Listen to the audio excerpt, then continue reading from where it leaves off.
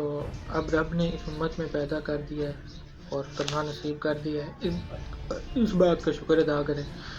مسلمان بھائی کے ساتھ کسی کے ساتھ بھی دھوکہ نہ کریں۔ دوزخ کا ڈر، مسئلہ، پرابلم آپ کو سننے والوں کو کم از کم اب نہیں رہے گا۔ اگر آپ نے میری بات غور سے سن لیا یا سمجھ لیا، پرابلم زندگی کی ہے، مسئلہ زندگی کا ہے کہ یہ زندگی کیسے گزر رہی ہے، اس میں آپ صلی اللہ علیہ وسلم موجود ہیں کہ نہیں ہے ہمارے دلوں میں، یہ تکلیف میں تو نہ گزرے۔ اگر آخرت کا آپ کو اندیشہ نہیں ہوگا۔ جس نے ماں کو ستایا، باپ کو ستایا، اس کو اندیشہ ہے۔ جس نے انسان نے پیسہ سود پہ ہاتھ سے دیا، اس کو اندیشہ ہے۔ ذاتی پیسہ سود پر لگایا، اس کو اندیشہ ہے۔ جس نے آپ صلی اللہ علیہ وسلم کی ذات مبارکہ کے حوالے سے، شان مبارک سے جو ہے تھوڑا ذرا کمزور فکرہ کہہ دیا، اس کو اندیشہ ہے۔ ٹھیک ہے، ان سب کو اندیشہ ہے، باقی اندیشہ کوئی نہیں۔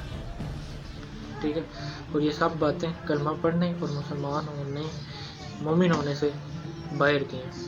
ٹھیک ہے، اور تو محمد صلی اللہ علیہ وسلم کی ذات مبارکہ کے بارے میں بہت ہی احتیاط کریں۔ ٹھیک ہے، ان کے بارے میں بہت ہی محبت کا لفظ رکھیں اور پیسے کا استعمال جائز رکھیں۔ ماں باپ کی جو ہے خدمت اور قدر کریں، پھر عذاب نہیں ہے۔ قبر کا عذاب مسلمانوں کے لیے نہیں ہے۔ مومن مسلمان کلمہ پڑھ پڑھ کے تھک جائے اور تھک گئے ہیں اور یہ جناب قبر کا عذاب لیے بیٹھے ہیں۔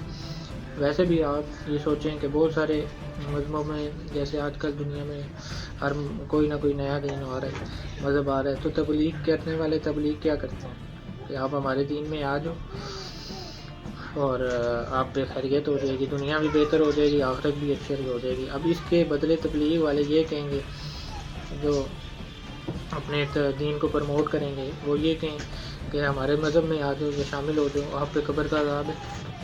ٹھیک ہے، یہ بات ماننے کو نہیں آتی۔ یہ تو بعد میں آ کے اس کی ذرا وضاحت کی ہے۔ سارے قرآن کو پڑھیں آپ، کہیں مسلمان کے لیے عذاب کا نہیں لکھا ہوا یا کہیں بیان نہیں ہو رہا کہ مومن کے لیے یا مسلمان کے لیے عذاب میں کہیں بھی بیان نہیں ہو رہا۔ عذاب کن کے لیے؟ کافروں، مشرکوں، منافقوں کے لیے۔ منافق کون ہے؟ جو نام مسلمان والے رکھتے ہیں اور کام کافروں والے کرتے ہیں۔ یہ منافق کی آسان تعریف ہے۔ کسی مسلمان کے لیے کوئی عذاب نہیں ہے واللہ۔ مسلمانوں کے لیے تو فرمایا گیا کہ ان کو بشارت دے دو، ان کو ایسی جنت کی بشارت دے کہ جن کے نیچے نہریں میں ہوتی ہیں۔ ٹھیک ہے، ان کو ہمیشہ کے لیے خوشخبری سنا دے۔ مسلمانوں پر رب کریم نے کمپیریٹیولی مہربانی فرما دی۔ ٹھیک ہے، آپ نے ضرور عذاب لینا ہے، اب کوشش کر لیں، عذاب پھر بھی نہیں آئے گا۔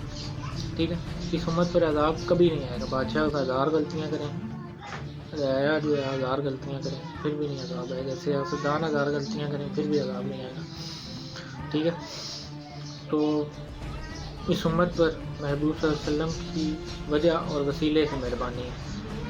امت محمدی صلی اللہ علیہ وسلم کو تکلیف آتی ہے، عذاب نہیں آتا، پریشانی آزمائش آتی ہے، عذاب نہیں آتا۔ ٹھیک ہے، اور عذاب کی تعریف ہی ہمیں پتہ نہیں ہے۔ ٹھیک ہے، عذاب سے جو ہے قومیں مسخ کر دی گئی ہیں۔ ٹھیک ہے، امتیں جن کا نام و نشان مٹ گیا، چہرے خراب ہوئے، وہ عذاب تھے۔ ٹھیک ہے، ہمیں وارننگ آتی ہے اطلاع کے لیے، تو خدارہ ہوش کریں اور انسان بنیں۔ اللہ تعالیٰ اس رمضان کے صدقے ہمیں حق سمجھنے اور حق پہ عمل کرنے کی توفیق فرمائے دے، اور آپ صلی اللہ علیہ وسلم کا عشق اور محبت ان سے جو ہے سچی وفا کرنے کی ہمیں توفیق دے رہا۔ بس آپ رب سے یہ دعا کرتے رہیں ہمیشہ، اور رمضان اس کے لیے آپ کی زندگی میں بونس ہے۔ ٹھیک ہے، تو یہ رمضان ہے، اللہ تعالیٰ اس کے صدقے ہمیں معاف کر دیں، استغفار کرتے رہیں اور رب سے معافی مانگتے رہیں۔ ٹھیک ہے، تو پھر زندگی میں عذاب نہیں ہے، نہ زندگی اس زندگی میں نہ آخر کی زندگی میں۔ ٹھیک ہے، بس اپنے کلمے میں ڈٹیں، اپنے کلمے پہ پوری طور سے جو ہے مکمل طور سے زندگی کے ہر شعبے کے حوالے سے کلمے پہ قائم ہو جائیں، پھر آپ تعالیٰ کرم کرے گا۔ اللہم صلی علی سیدنا محمد وعلی آلہ بقدر حسنہ و جمالہ۔ السلام علیکم، اپنا خیال رکھیں۔